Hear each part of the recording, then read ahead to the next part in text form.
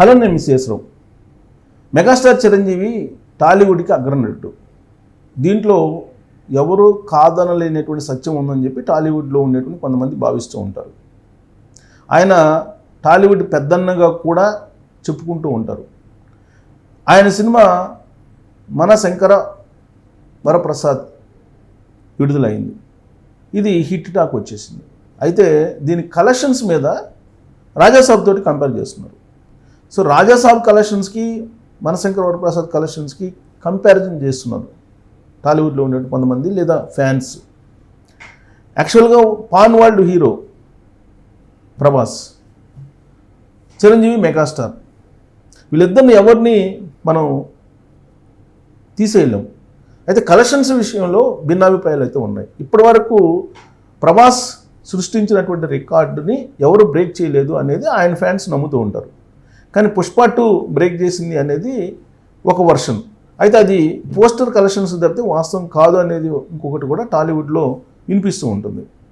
ఇలాంటి పరిస్థితుల నడుమ రాజాసాబ్ వచ్చింది. రాజాసాబ్ డిజాస్టర్ అయింది. ఈ డిజాస్టర్ టాక్ వచ్చింది. యాక్చువల్గా అది దానికి మిక్స్డ్ టాక్ ఉంది. మిక్స్డ్ టాక్ ఉన్నప్పటికీ కూడా దాని డిజాస్టర్ టాక్ కింద పడిపోయింది. కారణం ఏంటంటే ఇమీడియట్గా మనశంకర వరప్రసాద్ రిలీజ్ అయింది. 9వ తారీఖున రాజాసాబ్ వచ్చింది.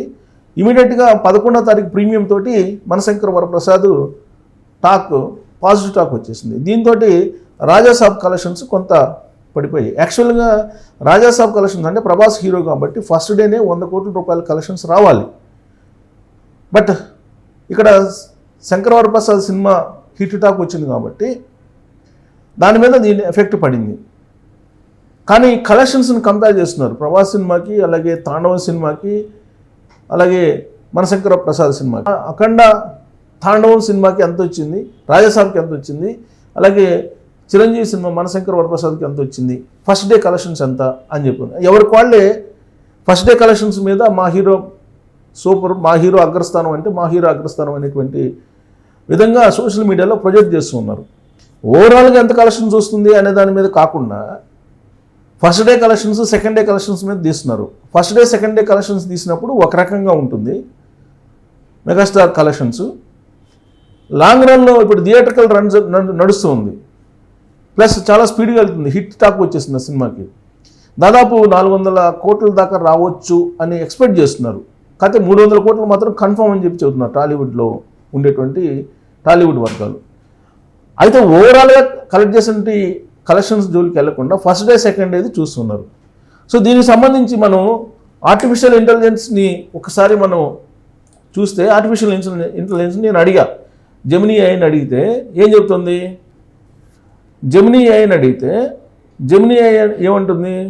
రాజాసాబ్కు సంబంధించి లేదా కొణిదెల శివశంకర వరప్రసాద్, ఇక్కడ వాల్తేరు వీరయ్య సినిమాకి సంబంధించి 236 కోట్లకు పైగా గ్రాస్ వసూలు సాధించిందని చెప్తుంది.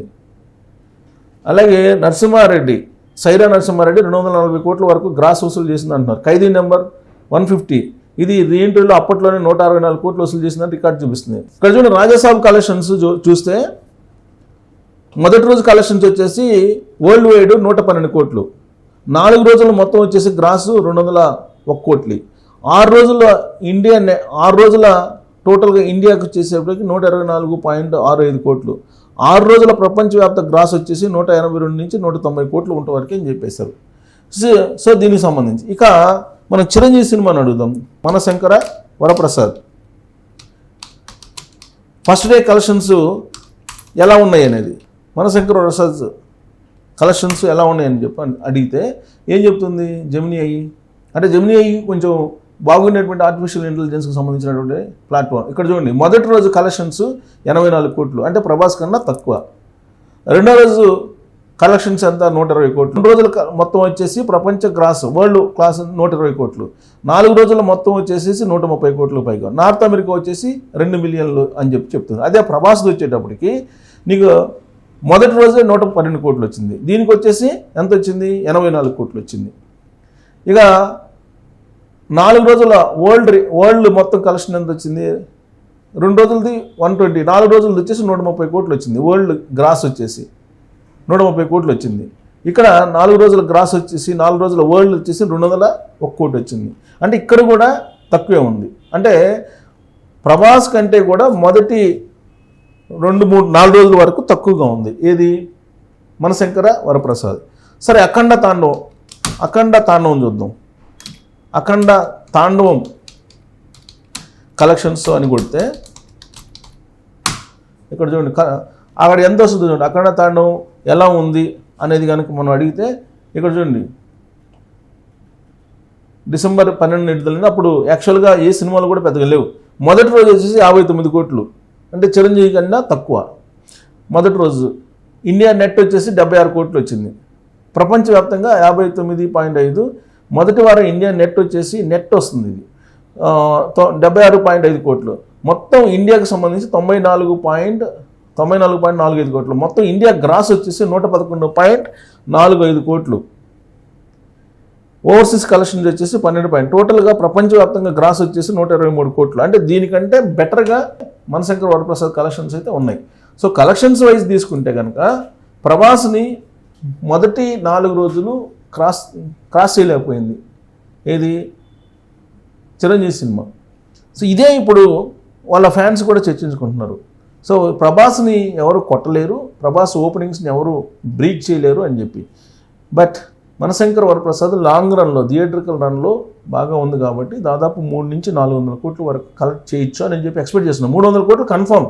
బట్ 400 కోట్లు రీచ్ అవుతుందా లేదా అనే దాని మీద ఇప్పుడు లెక్కలు వేస్తుంది. దీనికి కారణం ఏంటి అని అంటే 400 కోట్లు రీచ్ అవుతుందా లేదా అనేది సందేహం ఎందుకు వస్తుందంటే, ఇప్పుడు విడుదలైనటువంటి సినిమాలు అన్నీ హిట్ కావాలని చెప్పి మెగాస్టార్ చిరంజీవి గారు కోరుకున్నారు.